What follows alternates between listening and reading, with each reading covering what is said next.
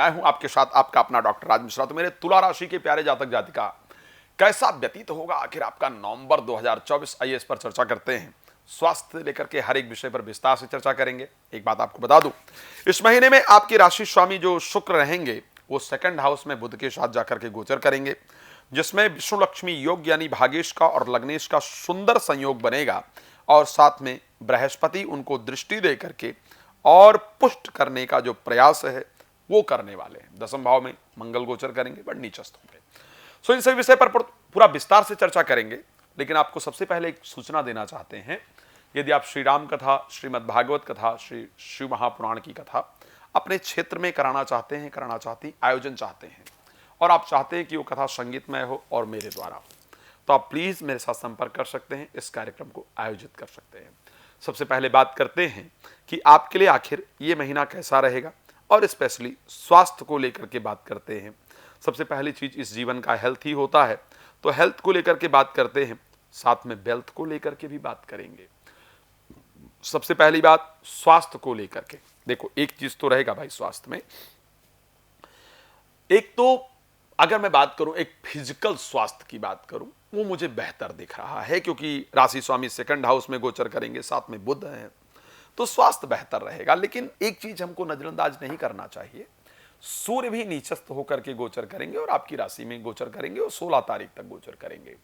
सूर्य के नीचस्थ होने के कारण बुखार से पीड़ित होने का योग है, बुखार हो बीच में, साथ में आपके बाल झड़े, क्रोध अधिक उत्पन्न हो और अपनों से रिलेशन खराब हो। भाई ये 3-4 चीजें हैं, लोगों को जबरदस्ती लगना शुरू हो जाएगा कि आप बहुत क्रोध करते हैं, अहंकार कर रहे हैं या कर रही हैं, इस प्रकार की परिस्थिति है, तो साहब बाल वाल झड़ना तो जनरली कुछ प्रयास करके रोका जा सकता है। ग्रीन वेजिटेबल वगैरह खाया जाए, रुकेगा, ठीक है। सूर्य नीचस्थ हैं तो कम होगा, रुकेगा नहीं। लेकिन अपने स्वयं के नेचर पर कंट्रोल करके महीने की 16 तारीख तक अगर कुछ कोई कहने का भी प्रयास करे कि नहीं आप तो अच्छा नहीं बोल रहे हैं या क्रोध कर रही हैं, कर रहे हैं, तो ठीक है। सामने वाला कहता है या कहती कि भाई मेरा गधा तुम्हारे घोड़े से ज्यादा तेज भागता है, मान लीजिए कि भाई भागता होगा, क्या जाता है मानने में, क्यों किसी के साथ उलझ करके अपना समय बर्बाद करें। आप विद्वान को समझा सकते हैं, मूर्ख को नहीं।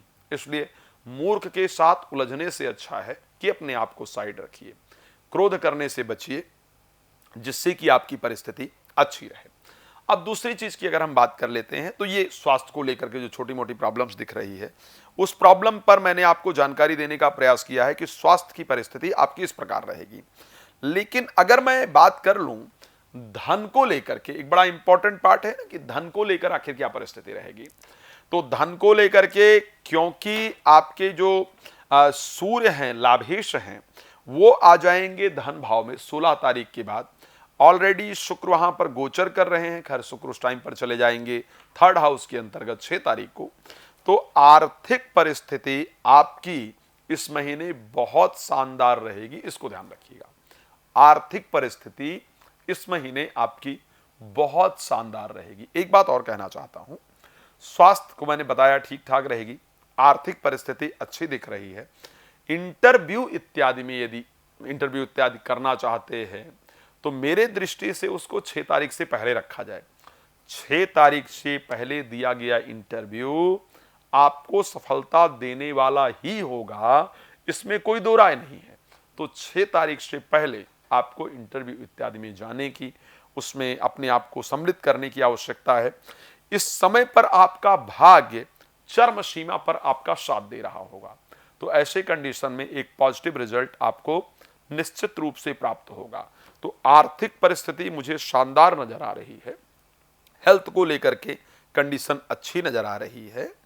अगर हम प्रॉपर्टी से रिलेटेड मामलों की भी बात करें तो इस महीने यदि किसी प्रॉपर्टी पर केस इत्यादि चल रहा है या किसी विवाद इत्यादि में प्रॉपर्टी फंसी है, तो केस इत्यादि सॉल्व होने का, विवाद इत्यादि सॉल्व होने का जो संयोग है वो इस महीने आपकी राशि के अंतर्गत नजर आ रहा है। तो प्रॉपर्टी से रिलेटेड मामले जो है वो भी आपके सॉल्व होंगे और आपको बहुत बेहतरीन रिजल्ट प्राप्त होगा।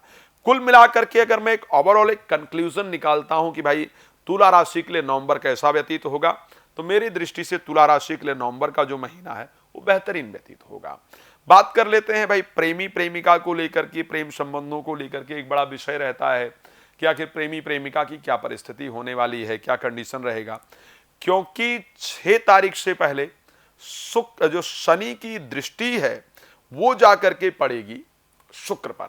शुक्र आपकी राशि के स्वामी है, यानी सामने से प्यार का इजहार हो या बहुत दिन से ब्लॉक की हुई प्रेमी प्रेमिका दोबारा आपसे बात करें, या कोई पुराना जिनसे कभी रिलेशन था और छूट गया था वो दोबारा जीवन के अंदर आए और दोबारा बात करने का प्रयास करें, इस प्रकार की परिस्थिति आपकी राशि पूरी तरह से दिखा रही है।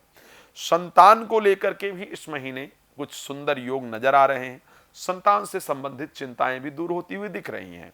हाँ, एजुकेशन से मन भटके इस महीने, इस प्रकार की कंडीशन दिख रही है।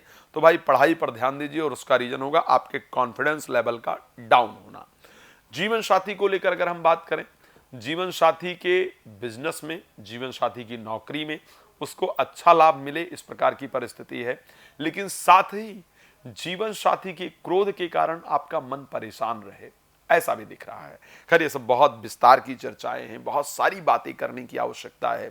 ग्रहों के खेल को समझना बड़ा आसान नहीं होता है, इसलिए रात को 9 बजे और दोपहर को 12 बजे मैं लाइव आता हूं। आप मेरे साथ ताकि लाइव जुड़ जाएं और लाइव अपने बारे में फ्री में सब कुछ जान सकते हैं। और उसके साथ अगर चाहते हैं कि नहीं प्राइवेटली बात की जाए, सेपरेटली बात किया जाए, अच्छी तरीके से बात किया जाए, सब कुछ समझा जाए, तो आप मुझे कॉल कर सकते हैं, कॉल अपॉइंटमेंट ले सकते हैं, मेरे साथ बात कर सकते हैं, जानकारी प्राप्त कर सकते हैं। इस महीने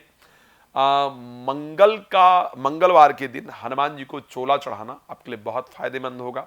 उससे जीवन साथी के साथ आपके रिलेशन निश्चित रूप से सुधरेंगे। भगवान आपको प्रसन्न रखें। इसी शुभकामना के साथ इस कार्यक्रम को विराम देता हूं।